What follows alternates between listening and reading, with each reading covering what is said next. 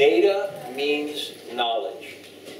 It's a very interesting concept. With the creation of the universe for the purpose of liberation or self-actualization, there's knowledge, and knowledge describes the relevance of everything.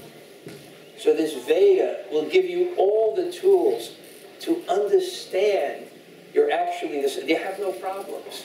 You'll come to that point. It's just like if I was sleeping here, and I had a horrible disease, and I was completely healthy, and I dreamed I had a horrible disease.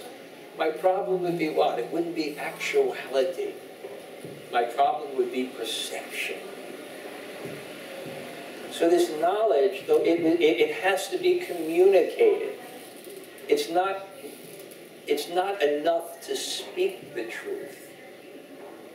More important is the truth has to be understood. So people with realization, they have to constantly repackage it. And to do that, you have to have realization. Because if you don't have realization, you do one or two things. You keep it in the package that it came in 5,000 years ago, even though no one could understand the language. Or you change the package and the message is lost. So there's whole histories in India. The Mahabharata, some of you may have heard the history of India. What's the Mahabharata? The Vedas couldn't be understood. Put it in story form. What is the Vedanta Sutra? The Vedas couldn't be understood. Put it in aphorisms. So there's always also a story about this Natya Shastra. And the story is way, way back, at the end of a good age, coming into a bad age, then Indra, the god of heavens, he sees that the people are becoming more greedy, more lazy, all bad qualities due to egoistic conception. So he goes to Lord Brahma, who is the engineer of this universe. He's a big person. And when he goes to Lord Brahma, he tells him the problem. So Lord Brahma goes into meditation. And when he goes into meditation, he comes out, he said, we need something that's more audible and something that's more visible. So he comes out with drama, and then he says, this drama will therefore provide instructions to everyone in the world through all its actions, emotional states, and bhavas, and rasas. Now, I have a very, very short amount of time to do everything. And like Ernest Hemingway, he said, I'm sorry it's so long. I'm sorry what I wrote is so long, but I didn't have enough time. Because if you have more time, you could put things. So I'm basically going to explain what this Bharat Muni did. It's 2,000 years ago. He was such an incredibly brilliant person. He studied the human condition, and he isolated what he called dominant emotions.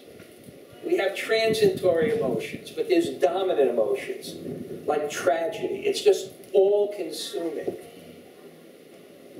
Romance, it's all-consuming. Horror, it's all-consuming. And he came up with 8 dominant emotions.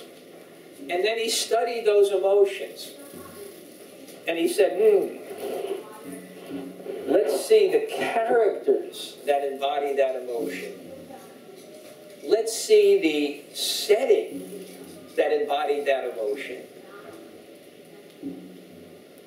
Let's see the actions that embody that emotion. And let's see all the accessory emotions that enhance the thing. And it's very, very detailed. So basically what he came up with, he analyzed that. He told you how to duplicate it on the stage in a perfect way so that the audience would experience that emotion.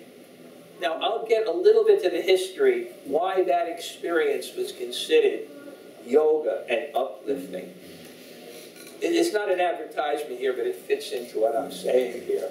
Okay? I actually wrote a book about this. They told me to do this, you should advertise it.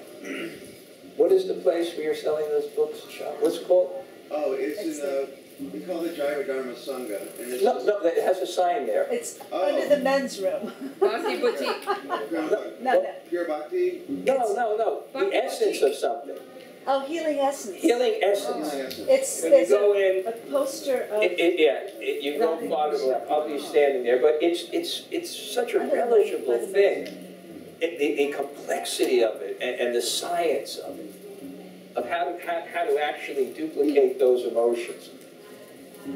So basically, and then after Bharat Muni did this, basically he said, this is a mechanism to cope with ego, rasa, this experience. And the reason he said, because when you feel this experience in a drama, it's an experience that's divorced from the ego. It's a tragedy.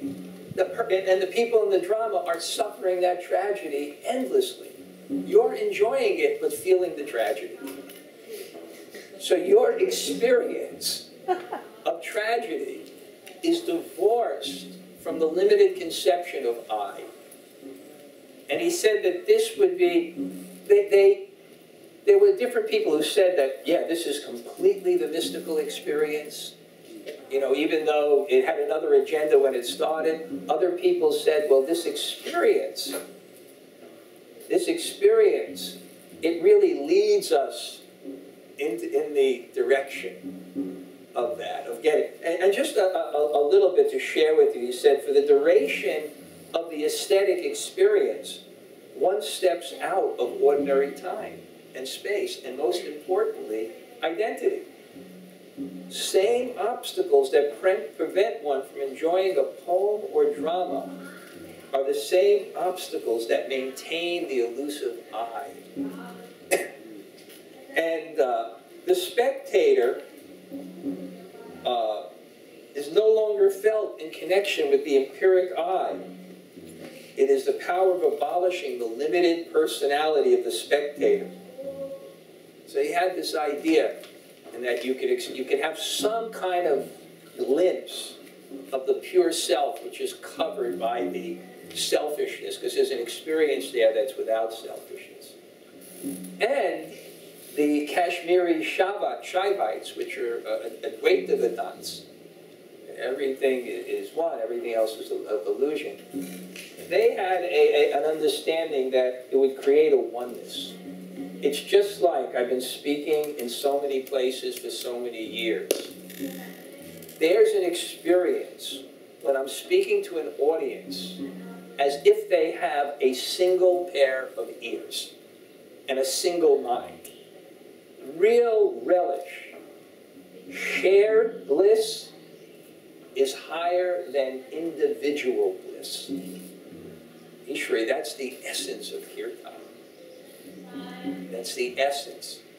So it's kind of a thing. Aristotle.